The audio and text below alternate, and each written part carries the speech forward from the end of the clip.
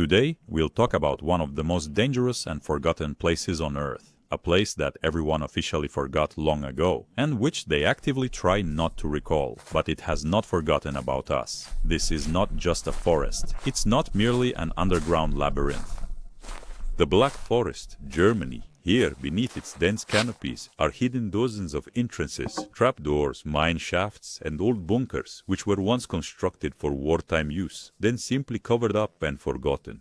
In these tunnels, they concealed everything: weapons, documents, and people, and also laboratories. Laboratories that are never mentioned in textbooks, where they conducted experiments that were never meant to see the light of day. Today, we'll discuss two brothers who explore the most terrifying and forgotten places on our planet. This is Evgeny Grigoroshchuk and his younger brother Thomas. Together, they journey across the world, discovering those forgotten places that everyone else has long since abandoned. They took a single step down, and the profound darkness completely enveloped them. 18 long meters of a pitch-black tunnel. There was no light, no sounds at all, only the distinct sound of their own breathing, loud, anxious, and incredibly uneven. The walls were damp and quite cold to the touch. The air carried an old musty odor, as if this place hadn't seen a soul for many, many decades. And then they made their first significant discovery. Right in the middle of the dark tunnel, there stood a large old wardrobe, completely blackened by the passage of time. The two brothers exchanged a silent, meaningful glance. Not a single word was uttered by either of them. The elder brother, with a sense of trepidation, slowly reached out and pulled the handle. Inside, there lay just one solitary item, something that clearly did not belong in such a place. They didn't stay there any longer. The tunnel branched again and again, left, right, and straight ahead. Each turn revealed new entrances and exits, a vast network of underground corridors, resembling a labyrinth, built by someone who clearly didn't want anyone to easily find their way out. They walked for a long, long time, until something massive appeared before them. The gates were heavy, metallic, secured by a massive, rusty, yet firmly closed lock. And the very first thing that caught my eye was a sign, rusty and thickly covered with decades of dust. The metal had blackened with age, but the letters on it were still perfectly clear. Spare Zone, 1943. This is a restricted zone. The language here is German. The year is 1943. The brothers remained standing, utterly silent. No one among them dared to speak a single word. This was no longer just some ordinary abandoned basement. This was a place that still remembered the war, a place where ordinary people were strictly forbidden to enter on pain of immediate execution. During the years of occupation, such facilities were always constructed in the strictest secrecy. The German High Command utilized these underground complexes for storing their most valuable possessions, confidential documents, weaponry, gold, and sometimes even people, whose ultimate fate was meant to remain completely unknown to anyone. The local residents still tell stories to this very day, that during the war, mysterious sounds would often be heard coming from this place at night, but not a single soul ever dared to approach or get any nearer, and those who ventured here without explicit permission would simply disappear without a trace. The brothers cast their flashlight beam further ahead. Beyond the sign, the passageway stretched deeper into the darkness. The walls were covered in a thick layer of damp, clinging mold, and on the floor there were tracks, ancient yet still clearly visible. The corridor brought them to a room they absolutely hadn't anticipated. It was a laboratory, hidden right here, deep underground, shrouded in darkness for what felt like decades. The brothers slowly swept their flashlight across the walls. Metal shelves, glass jars, dozens of them, one after another, each containing something floating in murky yellow liquid.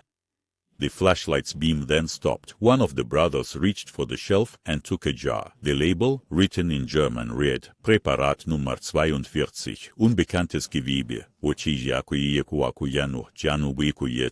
Preparation number 42.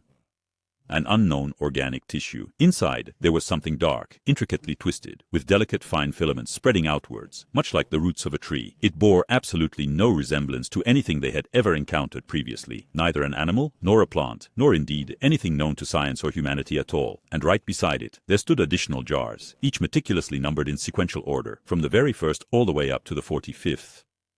But some shelves were empty. Someone had taken the remaining preparations after the war. On the workbench lay documents, diagrams and blueprints of the human body, but with modifications, with additions that no human being should possess. The brothers began to understand this was not just a bunker. Experiments were conducted here. Who the subject was, one could only guess.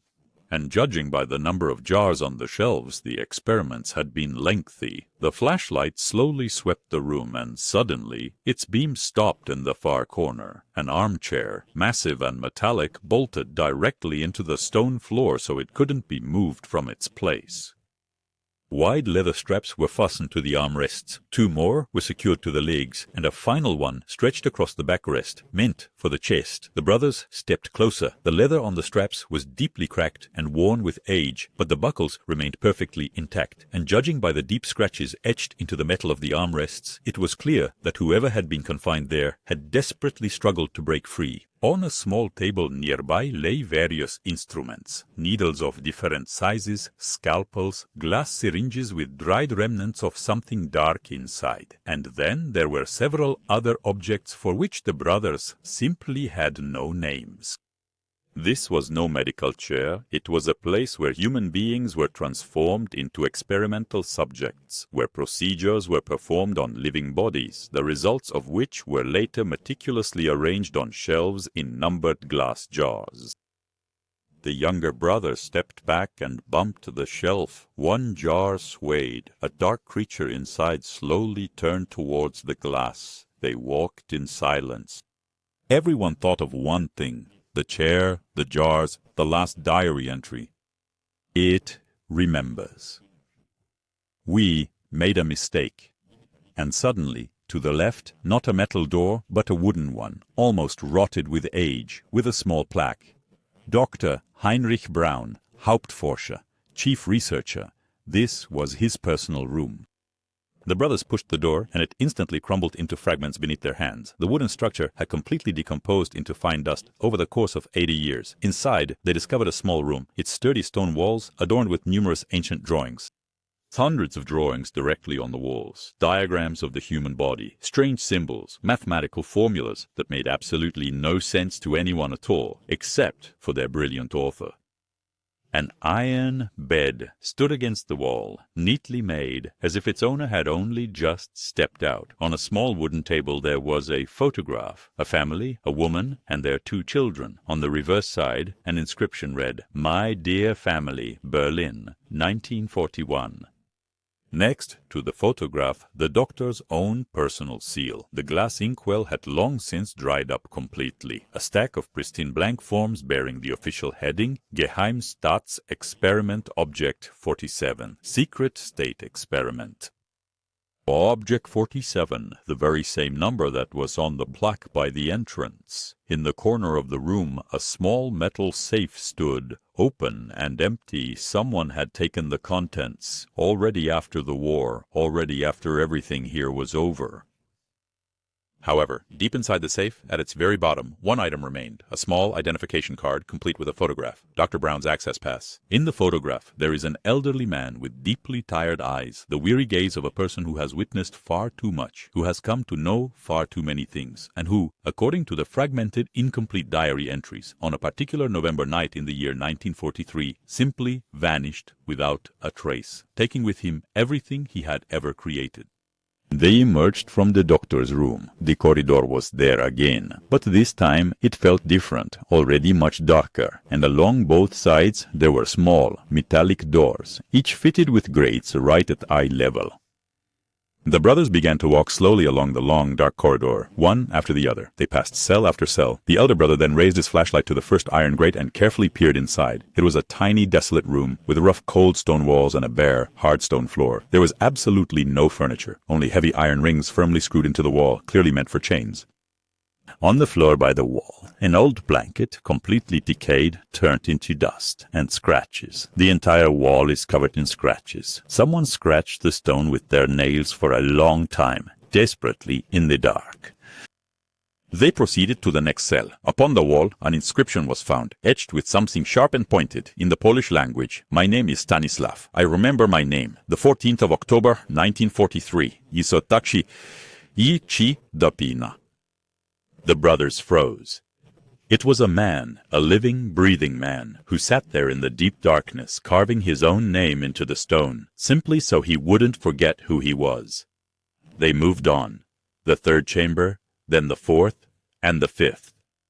In each there were traces, scratches, torn clothing, and names on the walls. There were 12 cells in total. The 12 people brought here, used in Dr. Brown's experiments, and who, judging by the lack of skeletons in the cells, vanished with the doctor that November night of 1943. The younger brother stopped at the last cell. The door was standing wide open, and upon the floor there lay an object, something that was completely absent from all the other cells. It was a tiny child's boot, very small, crafted from fine leather. It dated specifically from the year 1943. The brothers remained standing there, utterly silent, for a very long time. Some secrets, it turned out, were better left unopened. Beyond the last cell there was yet another corridor. It was short, wide, and at its very end stood a massive metal door. This door was unlike the others. It was noticeably thicker, much heavier, and secured with multiple complex locks. However, all of its locks had already been opened. Someone had opened this door from the inside. The two brothers exchanged a quick glance. The elder brother then pushed the door, and it swung open. Beyond it lay the largest chamber they had ever witnessed in all their time. A spacious hall with a high stone ceiling, and in its very center stood a table, an enormous, perfectly round table. Surrounding it were 12 chairs, precisely 12, corresponding exactly to the number of cells. On the table, various folders were laid out, personal files, each one clearly marked with a name. The brothers then began to open these files, one after another, in sequence. Inside, the photographs were all black and white. People of various ages were depicted, men, women, and children, and next to every single photograph were the results of experiments, detailing what they had done, what substances were administered, and how their bodies changed. The very last folder, however, was quite different. It had no name, no photograph, just a single sheet of paper inside.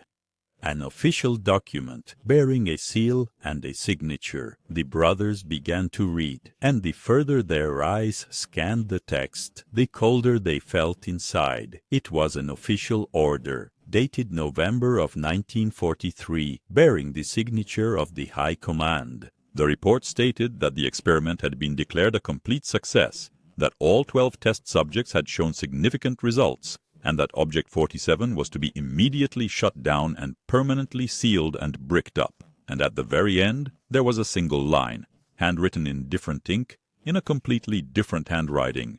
It is still alive. Do not open the final door. The brothers slowly raised their heads. At the far end of the hall there was another door. They hadn't noticed it immediately. It was massive, metallic, secured with a dozen heavy bolts. All the bolts were undone. The door began to slowly open on its own. From the darkness behind it, cold air began to emanate, heavy with a scent that had no right to be. My older brother's flashlight flickered once, then twice, and then it died. The darkness became absolute, and in that profound darkness a sound emerged. Not the drip of water, not the creak of metal, but a slow, deep breath. Incredibly close. Something was in this room, something that had waited for so very long, for 80 years. The younger brother slowly switched on his flashlight with a trembling hand. The beam of light pierced through the deep darkness, and in the far corner of the room they finally saw it.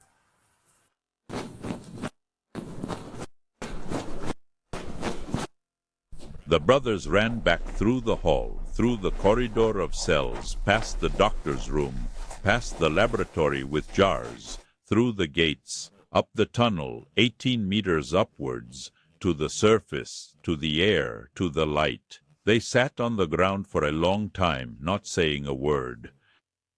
Then the younger brother looked at his older brother and quietly stated, "We will not tell a single soul what truly transpired there." The older one simply nodded. Some secrets, you see, are meant to remain buried beneath the earth forevermore.